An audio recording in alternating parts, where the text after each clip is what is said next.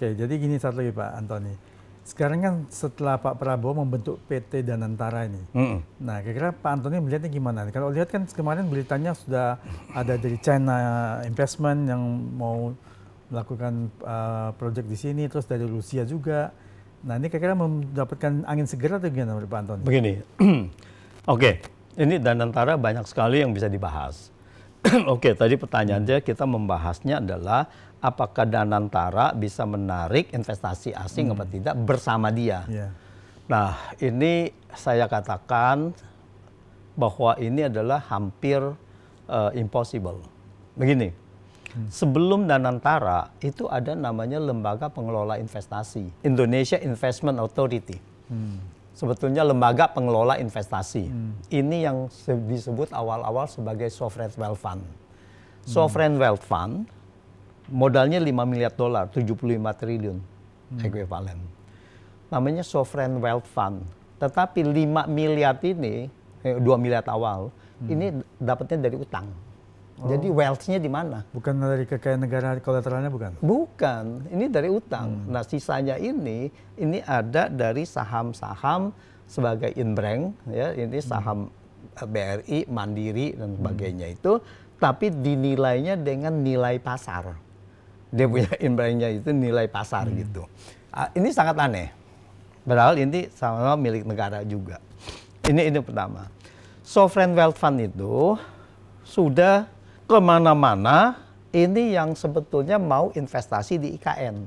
Menarik SoftBank dan sebagainya supaya kucurkan dananya ke Sovereign Wealth Fund ini, ke LPI, supaya mereka bisa bikin proyek-proyek di IKN.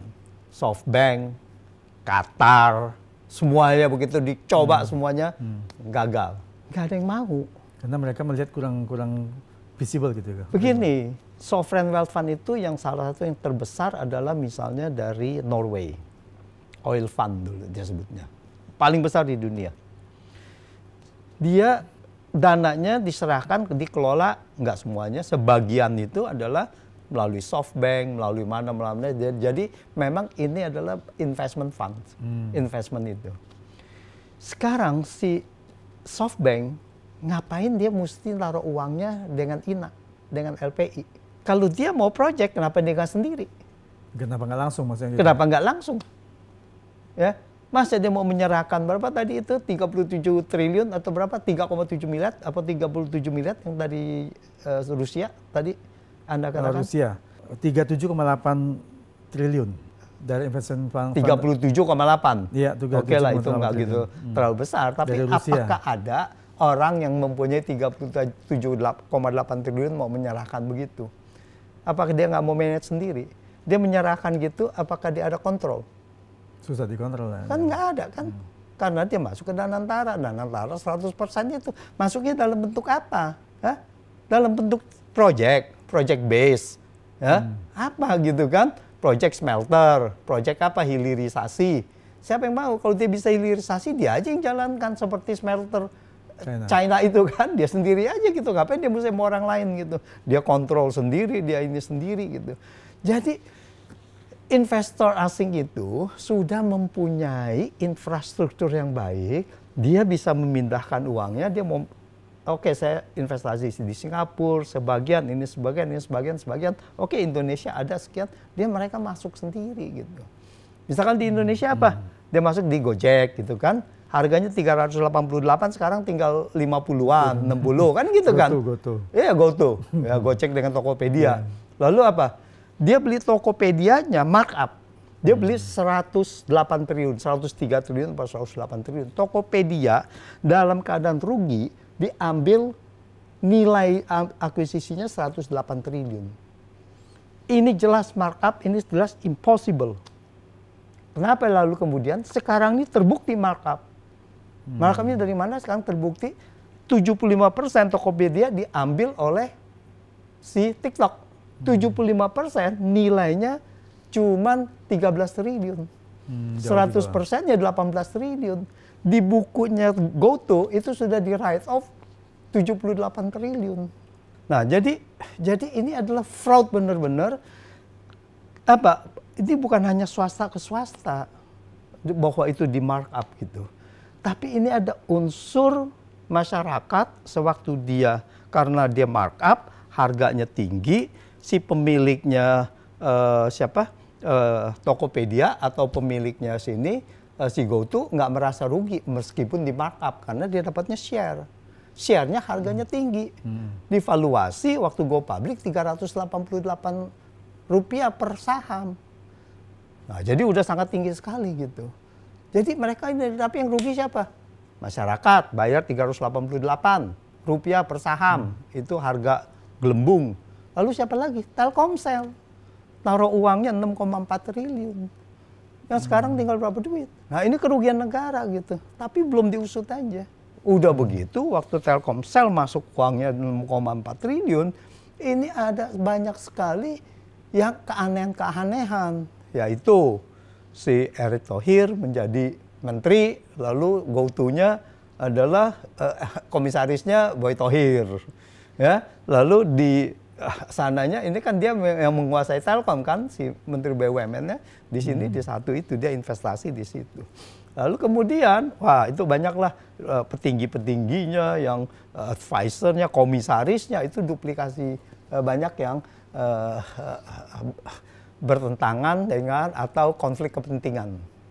Dan antara ini sebelumnya kami pernah podcast dengan Pak Gede Sandra. Ya. Beliau mengatakan bahwasanya penempatan saham dan antara ini kan termasuk bank-bank BUMN yang katanya juga mengambil juga nilai dari total dari asetnya itu termasuk dana pihak ketiga. Ini menurut Pak Antoni gimana? Begini, sebetulnya itu bukannya dari dia dana pihak ketiga. Itu memang aset ada di situ. Tetapi kan yang di ini kan sahamnya. Yang diserahkan itu saham, bukan aset dari situ. Tapi begitu saham diserahkan kan merepresentasikan aset. Tetapi ada juga liabilities-nya kan gitu kan. Ada juga dia punya kewajiban-kewajiban gitu. Net worth-nya itu berapa gitu. Nah, net worth-nya itu adalah yang representasi dari saham. Bukan dari nilai yang ada di aset. Karena kita ada aset, kita ada liabilities. Nah, kita ada liabilities, lalu kita ada net worth namanya harta bersih. Nah, harta bersih ini yang representasi dari saham tadi gitu. Nah, apakah berapa sebetulnya? Apakah benar kekayaan itu adalah 10.000 triliun? Ya kan? Katanya 10.000 triliun, 14.000 triliun bahkan ya. Dia punya itu. Pengelolaan asetnya 14.000 triliun. Ya, itu pengelolaan aset. Tapi kan ini kan ada liabilities, ada ini. Itu satu. Terus yang kedua, ini harus menjadi catatan. 14 triliun ini adalah aset yang bukan dalam arti bukan aset produktif. Begini, Menteri Keuangan Sri Mulyani memberikan satu regulasi kepada semua perusahaan, termasuk BUMN, untuk mengadakan revaluasi aset. Dengan membayar pada saat itu 3%. Itu waktu negara lagi butuh duit tuh. Berbarengan dengan setelah tax amnesty kalau nggak salah. Jadi boleh bayar 3%, asetnya naik gitu. Nah, BUMN merevaluasi. Jadi aset itu ada revaluasi. Jadi total dari kekayaan negara itu asetnya naik dari 6.000 triliun menjadi 10.000 triliun kekayaan negara. Kebanyakan apa ada aset itu naik dari tanah PLN. PLN banyak tanahnya itu direvaluasi, revaluasi menjadi 10.000 triliun. Ya, kalau nggak salah ini kan aset BUMN ini tahun 2024 ada 10.402 triliun. Iya. Nah, tapi ini menurut Pak Gede Sandra juga ini kemarin katanya BUMN kita begitu besar tapi pendapatan penghasilannya cuma 85 triliun keuntungannya. Ini kecil sekali, menurut Pak Antoni gimana? Iya, jadi memang kalau dilihat dari return on assets itu kan kecil. Itu satu dividen. Ya, dividen kita bisa bilang mungkin 60-70% dari laba lah ya. Dari labanya itu berapa. Sekarang gini, yang 85 triliun atau sebetulnya di tahun 2023 itu sekitar 110 triliun, sekarang turun ya.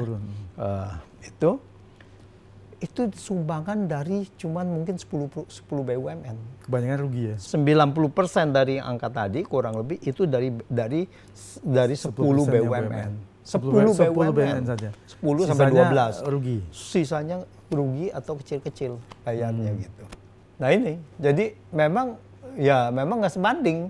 Ke satu ada penggelembungan aset melalui revaluasi, jadi return on asset jadi kecil, dan kedua pun dengan jumlahnya kalau kita hitung jumlah BUMN ini sangat tidak sebanding. Ini banyak sekali. Ini kayaknya banyak BUMN yang rugi. Ini kan sebenarnya banyak yang katanya tidak masuk di akal karena mungkin satu ini BUMN ini nggak perlu lelang lagi pasti dapat proyeknya. Kenapa tanpa bersaing pun tetap nggak untung gitu? Ada yang masalah apa di situ? Ini masalahnya banyak. Masalahnya adalah ya tentu saja kerja sembarangan karena tidak udah bersaing, dia udah dapat ya. Kalau khususnya gini, kita mesti lihat beberapa BUMN. Jadi yang tadi banyak disoroti itu kurang lebih BUMN dalam bidang infrastruktur, khususnya tol. Tol dia nggak usah bersaing, dia akan dapat ini, lalu kemudian dia tidak bisa dan kemudian rugi lah. Bukan hanya rugi, sebetulnya masalah problem cash flow problem. Dia tidak bisa bayar utangnya. Karena dia punya investasi harusnya jangka panjang, tetapi dia cuman dapat utangnya cuman sekitar maksimum 5 tahun. Dulunya awalnya tidak. Jadi nggak sebandingnya. Iya, dulu awalnya tidak begitu. Lalu mereka keluarkan bond yang 5 tahun, tapi bond semana 5 tahun, nggak ada gitu. Yang dia ini. Nah ini masalahnya dia di situ. Masalahnya adalah cash flow problems gitu. Dan kedua tentu saja bahwa itu waktu Jokowi mau jor-joran membuka tol. Nah banyak tol itu sebetulnya tidak visible. Swasta pun tidak mau gitu. Itu waktu kalau udah mau ya pasti swasta karena juga mau. Karena kendaraan yang gitu. lewat nanti hanya sedikit saja. Hanya sedikit. Ya awal-awal sedikit dan juga dia tidak lihat bahwa dalam jangka waktu panjang juga bisa mencukupi gitu kan. Lama sekali lah. Jadi untuk uang yang begitu besar mungkin mereka lihat dia tidak mau gitu. Jadi masalahnya banyak dan dipaksakan gitu. Dipaksakan itu waktu Jokowi mau begitu mereka memaksakan si BUMN, si BUMN karya untuk investasi, untuk menjalankan itu. Padahal sebelum dia melakukan itu, sebelum 2015, perusahaan karya itu yang investor tol itu adalah kontraktor aja. Ya dulunya kontraktor saya membangun saja. Nah, dia karena itu dipaksa untuk menjadi investor, nggak ada duit. Duitnya dari mana? Bank dipaksa untuk minjemin. Kan tetap mesti wajib bayar. Ke satu wajib bayar dia nggak bisa, kalau nggak banknya kolaps dan banknya itu meng-issue dia punya bond bersama gitu untuk 5 tahun, tapi nggak bisa, nggak kuat gitu. Itu permasalahannya. Mungkin ada jadi lagi pemaksaan dari segi ini nggak kebocoran-kebocoran? Ya kebocoran proyek itu di tempat-tempat tertentu kelihatan transparan sekali kan gitu kan. Contohnya kalau nggak salah di inilah Cilincing mana itu ada sektor itu tuh Cilincing tolnya ya. Iya. Nah itu dia cost of run-nya itu membengkak berapa triliun gitu.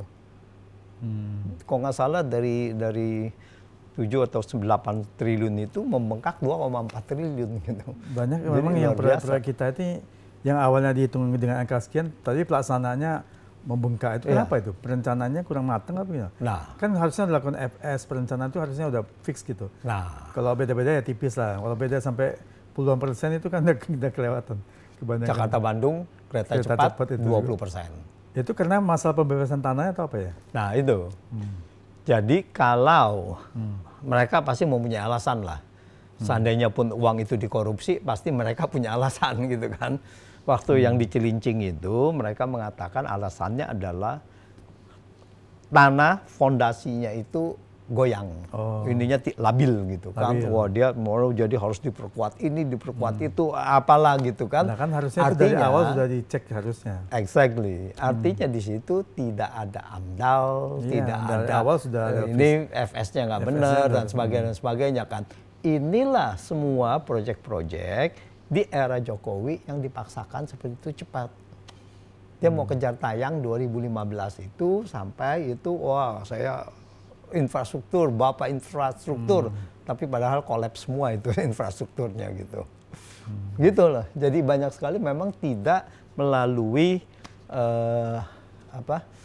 studi kelayakan yang benar gitu kan. Itu satu dan kedua menurut saya juga banyak yang kebocoran gitu.